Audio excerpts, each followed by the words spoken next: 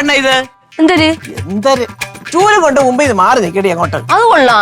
ഇതിനു മുമ്പ് എന്തൊരു ചൂല് കണ്ടിട്ടില്ലേ? ആ ചൂല് കണ്ടിട്ടുണ്ട്, പക്ഷെ ഒരു നല്ല കാര്യത്തിന് ഇറങ്ങുമ്പോഴേ എതിരെ ചൂലും കൊണ്ട് വരുന്ന അപശകുനമാണ്. അമ്മ നല്ല കാര്യത്തിനാണോ ചീത്ത കാര്യത്തിനാണോ പോണെന്ന് എനിക്ക് എങ്ങനെ അറിയാം? ഓ അത് ശരി. അപ്പൊ നിന്നെ ബോധിപ്പിച്ചിട്ടുണ്ടോ എനിക്ക്? അല്ലെങ്കിൽ തന്നെ ചൂല് കണ്ട് എന്തിനാണ് കുഴപ്പം? എടി പെട്ടെ, ചൂലും കൊണ്ട് എതിരെ വരുന്നത് അപശകുനമാണ്. നിനക്ക് അത് വല്ലതും അറിയാമോ? നീ അറിഞ്ഞുകൂടെങ്കിൽ ആരെങ്കിലും ഉണ്ടോ കുടുംബത്തിൽ ഇതൊക്കെ ഒന്ന് പറഞ്ഞു തരാനായിട്ട്? അമ്മ എന്തെങ്കിലും പറയുമ്പോ എന്തിനാണ് എന്റെ കുടുംബത്തിലുള്ള പറയണത്? ഓഹോ, പറഞ്ഞാ നീ എന്ത് ചെയ്യും? സത്യമല്ലേ പറയുന്നത്? പറഞ്ഞു കഴിഞ്ഞാലേ നാളെ മുതൽ ഞങ്ങളുടെ ചൂല് വെച്ചിട്ട് ഇങ്ങനെ നിൽക്കും ഞാൻ. ആണോ? നോക്ക്, അപ്പൊ അറിയാം വിവരം.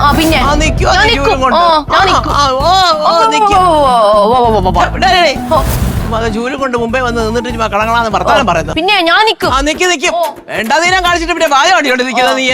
നീ ആള് കൊള്ളാവല്ലോ. പ്രശ്നം എന്തുവാ? ഓ എടാ, ഒരു നല്ല വഴിക്ക് ഇറങ്ങുമ്പോഴേ നിന്റെ ഭാര്യക്ക് ഇതൊക്കെ ഒന്ന് പറഞ്ഞു കൊടുക്കും. ചൂല് കൊണ്ട് മുമ്പേ വന്ന് നിൽക്കുന്നവള്.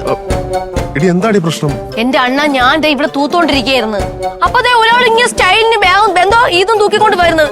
ഞാൻ അറിഞ്ഞ അമ്മ ഇങ്ങനെ പോകുന്നുള്ള കാര്യം. അമ്മ ഇത്ര നിസ്സാര കാര്യത്തിനാണ് നിങ്ങൾ ഈ സീൻ ഉണ്ടാക്കുന്നത്? ഇടാ മരമണ്ട, ഞാൻ ഇന്നൊരു നല്ല മീറ്റിങ്ങിന് പോവുക. എന്റെ ആത്മവിശ്വാസം അങ്ങ് പോയി കിട്ടും. പോരാങ്കി ഇന്ന് കോടതി കേസുവാ ഇവളാ ജോലി കൊണ്ട് മുമ്പേ വരുന്നത്. അങ്ങനെ സീനൊന്നും ഉണ്ടാവത്തില്ല. അമ്മ ധൈര്യത്തോടെ അങ്ങോട്ട് പോണം. അമ്മ ധൈര്യത്തോടെ പോന്നു. എങ്ങനെ പോകുന്നു? പകരം പരിഹാരം കാണണം. എനിക്ക് എന്തെങ്കിലും ഒരു വഴിപാട് കഴിച്ചിട്ട് ഇവിടുന്ന് പോകാനൊക്കത്തുള്ളൂ. എന്റെ പൊന്നമ്മ, ഇതൊക്കെ ചുമ്മാ ഒരു അന്ധവിശ്വാസം.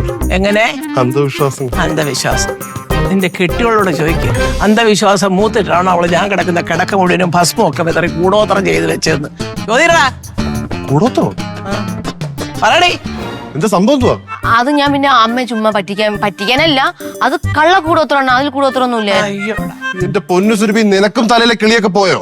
നിന്റെ തലയിൽ പറഞ്ഞ കേട്ടതൊന്നുമില്ല. എന്റെ തലയിൽ കിളിയില്ലെന്ന്. ആഹാ, എന്റെ തലേന്ന് കിളി പോയാൽ ചോദിക്കാൻ പഠിച്ചിട്ടില്ലേ? നീ വളഞ്ഞ വഴി കൂടെ പോകുന്നത്. അല്ലമ്മ. പിന്നെ പിന്നെ ആളെ വിട്ട് എന്റെ കമ്പനി തകർക്കാൻ നോക്കുമ്പോ ഞാൻ കൈയും കെട്ടി ചുമ്മാ ഇരിക്കണോ?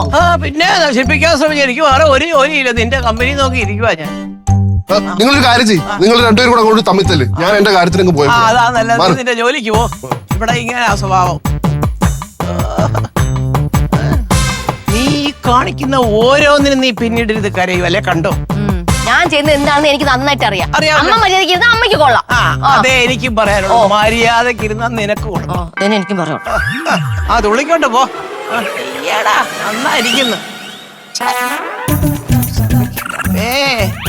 ആഹാ, രാവിലെ അടിച്ചു പൊളിച്ച് എങ്ങോട്ട് വെച്ചമ്മ?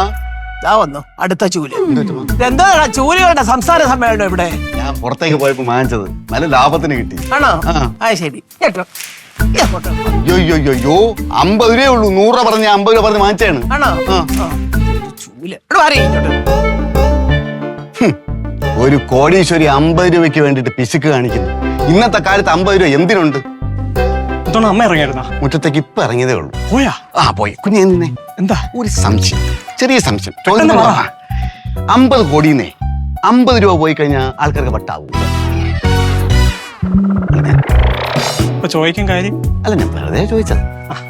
ഇനി മേലെ ഇങ്ങനത്തെ ചോദ്യങ്ങൾ ചോദിക്കല്ലേ? ഇല്ല, ചോദിക്കണവന് വട്ടെന്നേ ആളുകൾ കരുതും കേട്ടാ. ശരി ശരി. ഇവർക്കെല്ലാം ദൈവം കോടികൾ വാരിക്കോരി കൊടുത്തു. 50 പൈസയുടെ ബുദ്ധി തിന്നിട്ട് നശിപ്പിച്ചത്രേ.